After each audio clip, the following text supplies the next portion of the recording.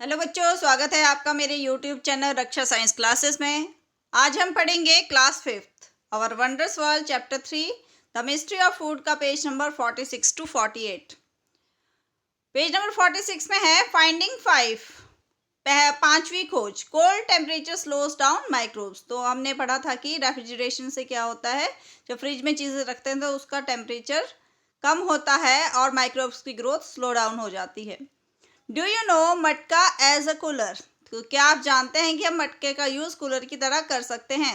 We use clay pots मटकास to keep water cool. तो हम मिट्टी का जो मटका होता है, मिट्टी का जो घड़ा होता है, उसमें पानी रखते हैं और वो उसमें ठंडा होता है। Why does butter need refrigeration and ghee does not? Butter को रेफ्रिजरेट करने की ज़रूरत क्यों होती है और घी को नहीं? आपको हिंट दिया है कि find out how butter and ghee are made at home, और किस तरह घर में बटर और घी बनाया जाता है, ये हिंट आपको दिया है। तो इसका सॉल्यूशन है कि why does butter need refrigeration and ghee does not? Butter contains water moisture so microbes can grow easily and spoil it, that's why it needs refrigeration. तो बटर में क्या होता है, मॉइस्चर होता है, जिसकी वजह से उसमें माइक्रोब्स की ग्रोथ हो सकती है और वो उसे खराब कर सकता है, इसलिए उसको रेफ्रिजरेट करने की ज़रूरत होती है। Ghee is made by heating butter and removing water so that it has no moisture। और जब हम घी बनाते हैं तो बटर को क्या करते हैं, हीट करते हैं और उससे सारा मॉइस्चर रिमूव हो जाता है। Without water microbes can not grow so ghee does not spoil easily. तो बिना जो है, पानी के बिना जो है माइक्रोब की ग्रोथ नहीं होगी, इसलिए घी हमारा जो है वो इजीली खराब नहीं होता है। Next is there are many ways to preserve food. तो फूड को प्रिजर्व करने के काफ़ी तरीके हैं। दिशा's grandfather told her that people use salt, sugar and spices like pepper to keep the food from spoiling। तो दिशा के दादाजी उसे बताते हैं कि लोग किस तरह जो है नमक, चीनी और मसालों का, जैसे काली मिर्च का यूज़ करके जो है फूड को खराब होने से बचाते हैं। We still use this method today. और आजकल भी हम उसी तरह के मेथड्स का यूज करते हैं। एक्टिविटी 3 है find out about food preservation practices at your family by asking the elders eight home. तो घर में आपके जो बड़े हैं उनसे पूछना है कि किस तरह की फूड प्रिजर्वेशन प्रैक्टिसेस वो करते हैं। Right at least one such practice. तो उसी में से हमने कोई एक प्रैक्टिस के बारे में लिखना है। तो यहाँ मैंने आपको बताया है one food preservation practice in my family, making pickles using salt and oil to keep them fresh for a long time. तो हम अचार बनाते हैं जिसमें हम सॉल्ट और ऑयल का यूज़ करते हैं ताकि वो लंबे समय तक फ्रेश रहे। Drawing vegetable in the sunlight. हम सब्जियों को जो है धूप में भी सुखाते हैं ताकि वो लंबे टाइम तक खराब ना हो। Storing food in the refrigerator. और फ्रिज में हम फूड स्टोर करके भी उसको लंबे टाइम तक यूज़ कर सकते हैं। फाइंडिंग 6, अब छठी खोज क्या थी उसकी। There are many ways in which food is being preserve. तो कई तरीके हैं जिससे हम फूड को प्रिजर्व कर सकते हैं। Do you know black pepper is a common spice in our homes. तो काली मिर्च जो है हमारे घर में सभी के ये मिलता है, ये कॉमन सा स्पाइस है।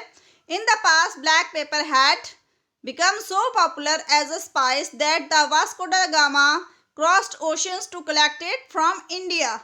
तो पुराने समय में ब्लैक पेपर इतना पॉपुलर हो गया था मसाले के रूप में कि वास्को डा गामा जो है वो इतने ओशंस को, महासागरों को क्रॉस करके इंडिया पहुंचे थे इसे कलेक्ट करने के लिए। Anna told Disha that in the food factories, food is preserved in airtight cans and packaging to keep microbes away from the food। तो अन्ना दिशा को बताते हैं कि जो फूड फैक्ट्रीज होती हैं वहाँ पे जो है फूड को प्रिजर्व करने के लिए एयर टाइट कैंस का यूज़ किया जाता है और पैकेजिंग की जाती है ताकि उसमें माइक्रोब्स उस फूड से दूर रहे, माइक्रोब्स की ग्रोथ ना हो। Do you no insects preserve food long before humans did. तो क्या आप जानते हैं कि इंसेक्ट्स भी जो है फूड को स्टोर करते, प्रिजर्व करके रखते थे लंबे समय तक इंसान से पहले। Solitary wasp particularly hunting wasp preserve food in their larvae. तो जो आपकी सॉलिटरी वेस्प होती है, वो जो हंटिंग वेस्प होती है वो फ्रूट को प्रिजर्व करके रखती है अपने लार्वी में। How are idlis made. अब इडलीज कैसे बनती है। Disha watched her mother make idlis at home. तो दिशा अपनी माँ को देखती है इडलीज बनाते हुए घर में। Can you find out how idlis are made. तो क्या आप पता लगा सकते कि इडली कैसे बनती है। Is there something that makes the idli batter fluffy. और क्या चीज़ है जिससे आपका इडली का जो बैटर है वो फ्लफी बनता है। Do you know what is it. तो क्या आप जानते हैं कि ये क्या है।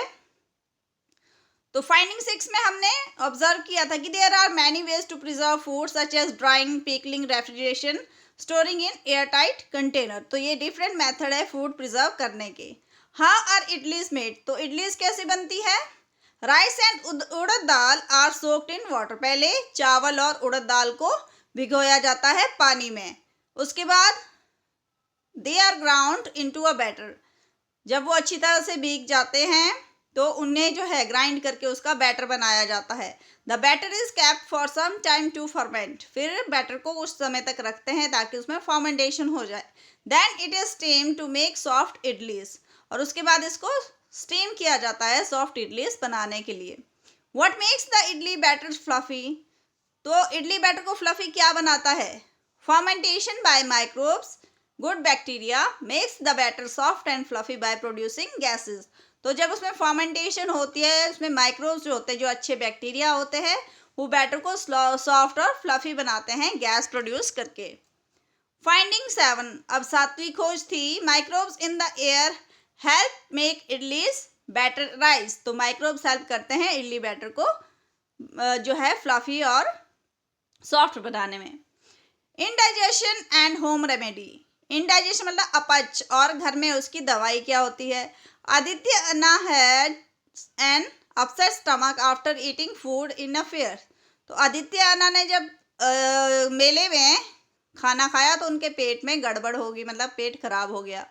Think, did you ever have an upset stomach, vomiting और इंडाइजेशन। क्या आपको भी कभी आपका पेट खराब हुआ है, उल्टी आई है या अपच हुआ है। Did you use any home remedy. और क्या घर में बनी कोई दवाई का आपने इस्तेमाल किया उस समय। Write about the home remedy given to you. तो कौन सी रेमेडी आपको बताई है आपने लिखना है। तो यहाँ मैंने बताया yes I have had an upset stomach और indigestion. It can happen due to eating spoiled food और अनहेल्दी ईटिंग हैबिट्स। तो ये तो सभी का होता है, अगर आप जो है स्पॉइल्ड फूड खाते हैं या अनहेल्दी कोई ईटिंग हैबिट आपकी है तो उसकी वजह से क्या हो जाता है, आपका पेट खराब हो जाता है, अपच हो जाता है। At home I was given curd और buttermilk which help me in digestion. तो आपको घर में क्या दिया जाता है, दही दी जाती है या लस्सी दी जाती है, तो उससे आपका डाइजेशन जो है वो सुधर जाता है। I also rested, drank plenty of water, ORS and ate light food. फिर आपको रेस्ट करना पड़ता है, बहुत सारा पानी पीना पड़ता है, ORS आप लेते हैं और हल्का खाना खाते हैं। If needed I took medicine after consulting a doctor. अगर ज़्यादा ही कुछ प्रॉब्लम हो तो हम डॉक्टर को दिखाते हैं। तो फाइंडिंग 7 का भी ऑब्जर्वेशन बताया है कि microbes in the air help the idli batter rise by the process of fermentation. तो फर्मेंटेशन की वजह से ही आपका जो बैटर था इडली का वो राइस होता है, फूल जाता है। Finding 8, sometimes but have your parents given you curd or some product like buttermilk made from it for an upset stomach। क्या आपके पेरेंट्स ने आपको कभी दही या फिर बटर मिल्क लस्सी दी है जब आपका पेट खराब होता है। There are small microbes in curd that join the good microbes in your stomach to help in digestion. तो कुछ छोटे छोटे माइक्रोब्स होते हैं दही में जो अच्छे बैक्टीरिया से, अच्छे माइक्रोब्स से जॉइन हो जाते हैं, आपके पेट की डाइजेशन को ठीक करने में वो हेल्प करते हैं। If the problem is fair, अगर ज़्यादा ही प्रॉब्लम हो, you may have to consult a doctor and take medicine. इसलिए आपको डॉक्टर को बताना चाहिए और दवाई लेनी चाहिए। Finding 8, sometimes bad habits can also lead to indigestion. हमारी खाने की जो गंदी आदतें हैं उससे भी हमारा पेट खराब हो सकता है, अपच हो सकता है। Disha's notebook was now full of her finding. अब दिशा की नोटबुक उसकी खोजों से भर गई थी।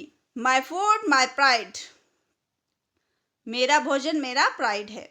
During her investigation Disha learned that there are many traditional practices related to food being passed on from one generation to another in the family।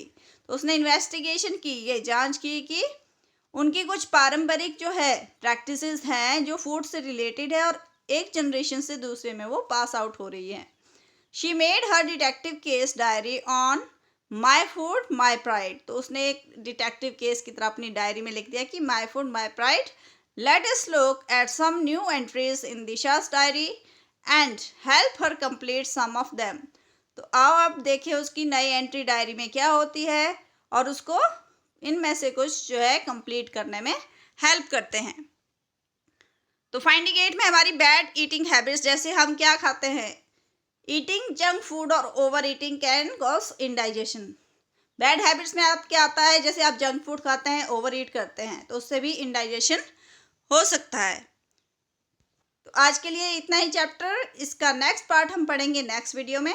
तब तक thank you and subscribe my channel.